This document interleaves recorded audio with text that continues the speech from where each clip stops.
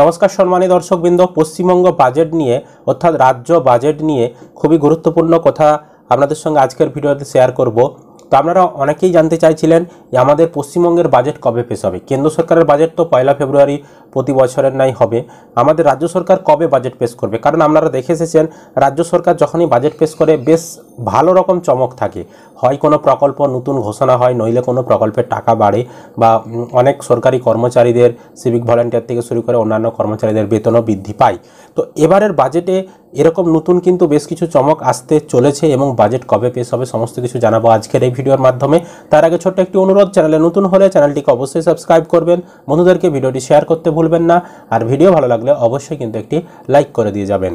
দেখুন, এখানে বলা হচ্ছে সব ঠিকঠাক থাকলে আগামী ফেব্রুয়ারি মাসের 12 তারিখেই শুরু হয়ে যাবে পশ্চিমবঙ্গ বিধানসভার বাজেট অধিবেশন। 2 সপ্তাহ চলার কথা।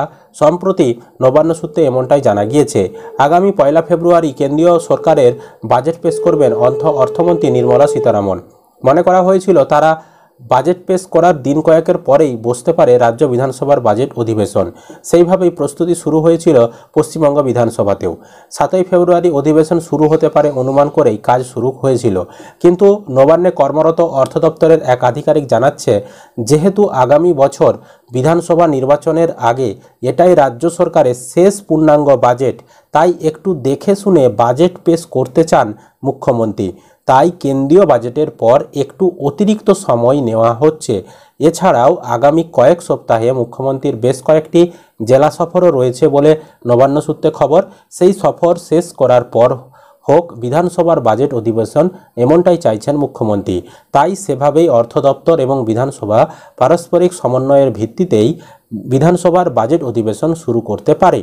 রাজ্য প্রশাসনের একাংশের কথায় এবারের বাজেটে বেশ কিছু নতুন প্রকল্পের ঘোষণা করতে পারেন মুখ্যমন্ত্রী। তো দেখতে পাচ্ছেন নতুন কিছু ঘোষণা আসতে পারে। এছাড়াও রূপশ্রী, কন্যাশ্রী, লক্ষ্মীর ভাণ্ডারের মতো প্রকল্পগুলিতে অতিরিক্ত সংযোজন হতে পারে বলেই নবান্ন সূত্রে খবর। এর আগে আমাদেরকে দেখিয়েছিলাম মুখ্যমন্ত্রী কিন্তু মালদা সভাতেই বলেছিলেন লক্ষ্মীর ভাণ্ডার বাড়বে, উত্তর বৃদ্ধি পাবে। সেখানেও একটা আভাস দিয়েছিলেন লক্ষ্মীর ভাণ্ডারকে বাড়ানো হবে, মানে টাকা বাড়ানো হবে। তো সেরকমই এখানেও বলা হচ্ছে যে অনগোয়িং যে প্রকল্পগুলো রয়েছে জনপ্রিয় প্রকল্প, তার টাকাও বা তাতে কিছু অতিরিক্ত সংযোজন, কিছু অ্যাড যাতে আমরা আরও সুযোগ সুবিধা পান, সেই কিছু কিন্তু করতে পারে। সেই রকম কিছু ঘোষণা বাজেটে হতে পারে। তাই এবারের বাজেটে রাজ্যের জন্য প্রধানমন্ত্রী নরেন্দ্র মোদী সরকারের বরাদ্দ কেমন থাকছে সেই বিষয়টি দেখে নিয়েই রাজ্য সরকারের বাজেট পেশ হতে পারে বলে মনে করা হচ্ছে। এছাড়াও রাজ্য সরকারি কর্মচারীদের মহার্ঘ ভাতার বিষয়টিও মাথায় রয়েছে রাজ্যের মুখ্যমন্ত্রীর। কারণ সম্প্রতি কেন্দ্রীয় সরকার 8ম পে কমিশন ঘোষণা করার পর কেন্দ্রীয় এবং পশ্চিমবঙ্গ রাজ্য সরকারি কর্মচারীদের বেতন ও মহার্ঘ ভাতা অর্থাৎ ডি এর মধ্যে পার্থক্য উল্লেখযোগ্যভাবে বৃদ্ধি পেয়ে গিয়েছে। তাতে দীর্ঘদিন ধরে আন্দোলনরত রাজ্য সরকারি কর্মচারী সংগঠনগুলির ক্ষোভ আরও বৃদ্ধি পেয়েছে। যেহেতু ভোটের আগে সরকারি কর্মচারীদের বড় ভূমিকা থাকে, তাই এবারের রাজ্য বাজেটে তাদের জন্য অতিরিক্ত কিছু ভাবতেই হবে রাজ্য সরকারকে, এমনটাই মত রাজ্য প্রশাসনের একাংশের।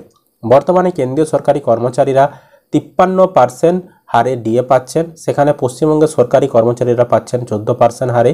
এই পার্থক্যের ফলে কেন্দ্রীয় রাজ্য সরকারি কর্মচারীদের বেতনে উল্লেখযোগ্য ফারাকের কথা তুলে ধরেছেন বিরোধী দলনেতা শুভেন্দু অধিকারীও।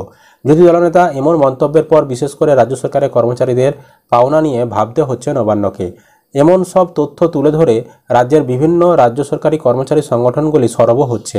তাই এবারের ভোটে তাদের জন্য সুরাহা প্রয়োজন বলেই মনে করছেন রাজ্য প্রশাসনের একাংশ। তাই হাতে একটু বাড়তি সময় নিয়েই 25-26 সালের বাজেট তৈরি করছে অর্থ দপ্তর। সুতরাং বুঝতেই পাচ্ছেন যে 12 ফেব্রুয়ারির পরে 2 সপ্তাহ ধরে অধিবেশন চলবে, তার কোনো একটা দিনে বাজেট পেশ হতে পারে। তো যখনই বাজেট পেশের অফিসিয়াল ডেট জানিয়ে দেওয়া হবে তখন জানিয়ে দেবো আপনাদেরকে। আর এবারের বাজেটে বেশ কিছু নতুনত্ব আসতে পারে, নতুন প্রকল্পের ঘোষণা হতে পারে, বা অনগোয়িং যে প্রকল্পগুলো চলছে তার কিছু বরাদ্দ বাড়তে পারে বা টাকা বাড়তে পারে, বা নিয়মে আরও হয়তো সহজ হতে পারে। কৃষক বন্ধু বা লক্ষ্মীর ভাণ্ডার, বৃদ্ধ ভাতা, এই সকল প্রকল্পের যাহা কিছু নতুন একটা ঘোষণা হতে পারে, বা নতুন প্রকল্প তো চালু হবে এরকমও বলা হচ্ছে। তো আমাদেরও নজর থাকবে রাজ্য বাজেটের দিকে। আমরা প্রতিবারই দেখে এসেছি রাজ্য বাজেটে অনেক নতুনত্ব ঘোষণা হয়, সাধারণ মানুষের কথা ভেবে। তো আপনারা কি চাইছেন এবারে রাজ্য বাজেটে কি ঘোষণা আপনারা চাইছেন বা আপনাদের কি হলে আপনাদের কতটা উপকার হবে, কি চাইছেন মুখ্যমন্ত্রীর কাছে অবশ্যই কমেন্ট করে জানাবেন। ভিডিও ভালো লাগলে লাইক করতে ভুলবেন না, বন্ধুদেরকে ভিডিওটি শেয়ার করে দিবেন। চ্যানেলে নতুন হলে চ্যানেলটিকে সাবস্ক্রাইব করে রাখবেন।